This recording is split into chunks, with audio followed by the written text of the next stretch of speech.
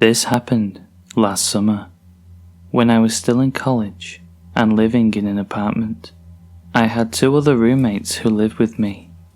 My one roommate, Ali, was originally from a city about 45 minutes from our school, so she went home a lot on the weekends. My other roommate, Kate, and I were both from out of state, so we never really went home. So, summer rolls around, and Ali accepted an internship in her hometown and left for the summer. So it was just me and Kate. We both had internships in town and worked 40 hours a week, so we didn't really see each other except on weekends. My apartment complex was large and had an open layout, so everyone's front doors were accessible from outside. You didn't have to be buzzed in or anything. We lived on the first floor. We also had lots of friends who lived in our same complex. We would often leave our doors unlocked during the day, just in case anyone popped in to say hi. It was a Friday, which meant I didn't have to go into work until noon. All the executives had meetings in the morning, and since I was an intern, I wasn't required to be there. Kate, however, still left at her usual time of 8:30, leaving the door unlocked. Nothing uncommon about that. She knew I would be up soon. Plus, it was 8:30 AM. What could happen? I was getting ready for work in my bathroom, with the door closed around 10 AM, when I heard our front door swing open. I figured it must have been one of my friends, wanting to borrow something, or Kate had left her lunch here. I waited a minute for my friend to yell my name, or raid my fridge, but I didn't hear anything. I suddenly got a very uneasy feeling. I stuck my head out and didn't see anything initially. Then I stepped out and turned towards my kitchen. Standing in my kitchen was a middle-aged man with his back to me. "Excuse me, can I help you?" I yelled.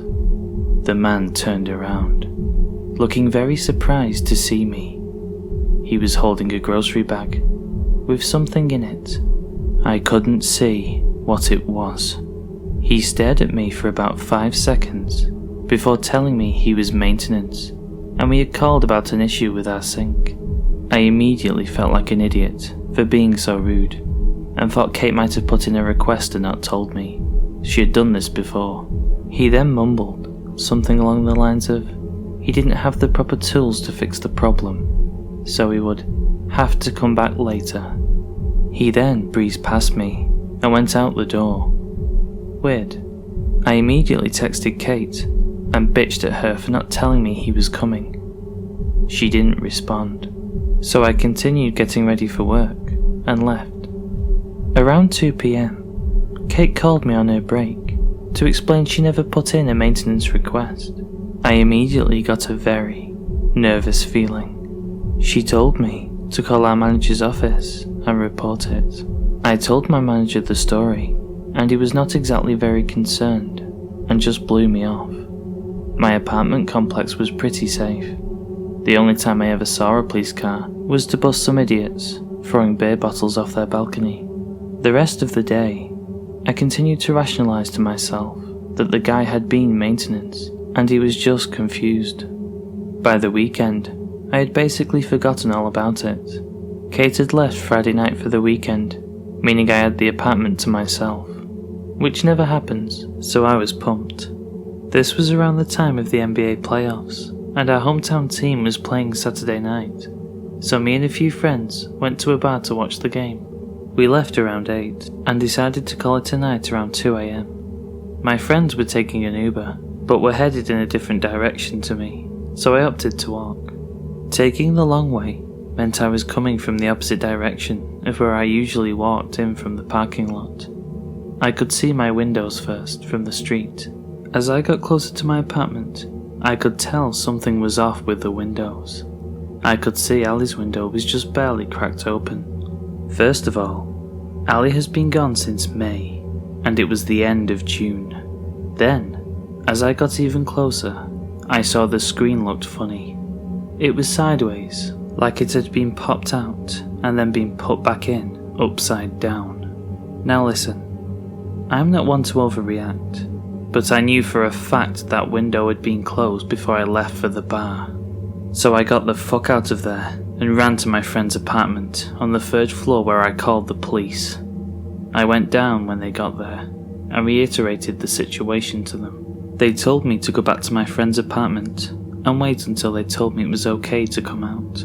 After about 2 minutes, the cops walked out with, you guessed it, the fucking weirdo who was in my kitchen the day before. The cop was holding this big ass hunting knife in his hand. I really wish the police hadn't told me what I'm about to write, because it still haunts me. They found the creep hiding behind my couch in my living room, holding a hunting knife wrapped in a Kroger bag. Even creepier. Had I not walked home and noticed the messed up window, I would have just walked in the front door from the parking lot unknowingly. I had a lot to drink that night, and I had just planned on going right into my room and passing out. I would have fallen asleep with this guy still in my apartment, and I know for a fact he wasn't just planning on hanging out. This happened a while back when I was in my early 20s and I was working at a retail store in my town's mall. It was coming up to the end half of the day, and I don't know how I noticed it, but an older man, probably in his 50s, had walked past my store about 3 to 4 times, not consecutively, just every now and again. Now, I worked in one of those little costume jewellery stores, so it was odd for an older man to be walking past so many times, but I didn't think anything of it. I don't even know how I picked up on it in the first place. It came closing time, and I had left to catch my bus home at about 6:30 p.m. I remember it was transitioning into winter because it was dark out by then. I'm a very paranoid person. I still live by the stranger danger rules, so even now, when I leave work, I make sure I change into an outfit less fashionable. I don't like drawing attention to myself in any way possible, so I try and make sure I'm as covered up and average looking as I can be. So, I was waiting for my bus home, sitting by myself at the town centre's bus terminal, and guess who walks past? The older man. At this point, I kind of felt uneasy, but in my head, I tried to make reason prevail as many people take buses all the damn time. My bus showed up, and I got on, and well, you can all guess who got on after me. I remember sitting in the seats facing inward, the ones for wheelchairs and prams, and he sat at the first seat above the steps. I remember staring forward and feeling his eyes burning into me. I kept trying to use my peripheral vision to see if he was looking at me, but not wanting him to know, I noticed him. The whole bus ride, I waited to see if he got off before my stop, thinking it was just my overanxious paranoid mind working overtime, until I pressed the button for my stop. I waited until the last possible second to press it, and as I stood up, he did too. I went to walk to the front door of the bus, and he exited the rear. At that moment, as soon as he stepped off, I sat back down again. I had no idea where the bus went after my stop, but honestly, I didn't fucking care. I will never forget the look on his face as the bus drove off. I have never seen such hate and anger in someone's face than I did through that window. His face is burnt into my memory like a photograph. It still absolutely terrifies me to this day. I have no idea what would have happened to me if I got off the bus at my stop that night, but I'm glad my paranoia was so intense that I didn't.